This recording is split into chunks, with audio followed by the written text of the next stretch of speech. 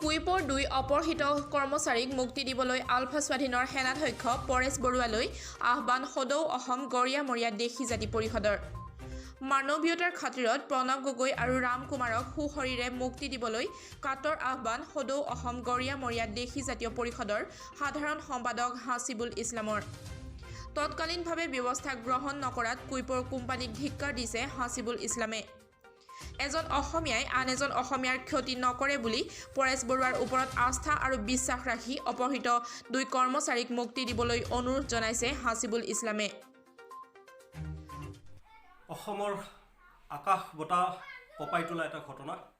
অৰুণাচলৰ পৰা কিছুদিন আগতে আলফা স্বাধীন আৰু NSCNে কুইপ কোম্পানীৰ যি 2 কৰ্মচাৰীক অপহৰণ কৰিছে, অসমৰ সৰ্বসাধাৰণ ৰাইজ, সাহিত্যিক, বুদ্ধিজীৱী, বিভিন্ন দল সংগঠনে একেমুখে একেধাৰে একেটা কথাকে আলফা স্বাধীনক অনুৰোধ কৰি আছে যে এই ব্যক্তি দুজনক সুশৰীৰে ঘৰলৈ পঠিয়াই দিয়াৰ ব্যৱস্থা কৰে। প্ৰণৱ কুমাৰ গগৈ আৰু ৰাম কুমাৰৰ ঘৰৰ পৰিয়ালৰ যি অৱস্থা, ঘৰৰ পৰিয়ালৰ যি ক্ৰদন, সেই ক্ৰদনত সকলো ৰাইজে ভাঙি পৰিছে। আমি সদৌ অসম গৰিয়ামৰীয়া দেশী জাতীয় পৰিষদৰ তৰফৰ পৰা আলফা স্বাধীনক কাতৰ আহ্বান জনাইছোঁ, অনুৰোধ কৰিছোঁ যে আপোনালোকে মানৱীয়তাৰ খাতিৰত অসমীয়া যুৱক আৰু লগতে ৰাম কুমাৰক আপোনালোকে কোনো কাৰণতে কোনো ক্ষতি নকৰা বুলি আমাৰ বিশ্বাস।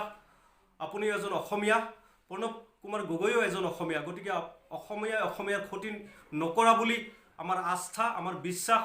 গতিকে আপোনাৰ দ্বাৰা অপহৰণ কৰাৰ পিছতো আমি আপোনালৈ এটা সদ্ভাৱ, সদিচ্ছা বা এনেকুৱা এটা আমাৰ মনোভাৱ যে আপোনাক আমি আহ্বান জনাব পাৰোঁ, কাৰণ আপোনাৰ দ্বাৰা এনে কাৰ্য নহ'ব বুলি আমাৰ এতিয়াও আত্মবিশ্বাস।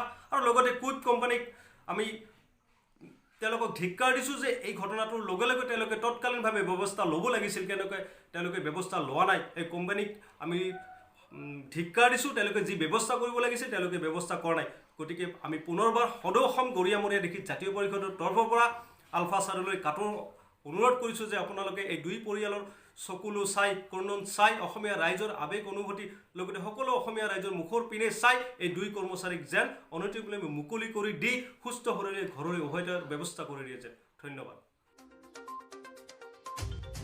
সৰ্থেবাৰীৰ পৰা তৌফিকুৰ ৰহমানৰ ৰিপৰ্ট, দৈনিক টাইম।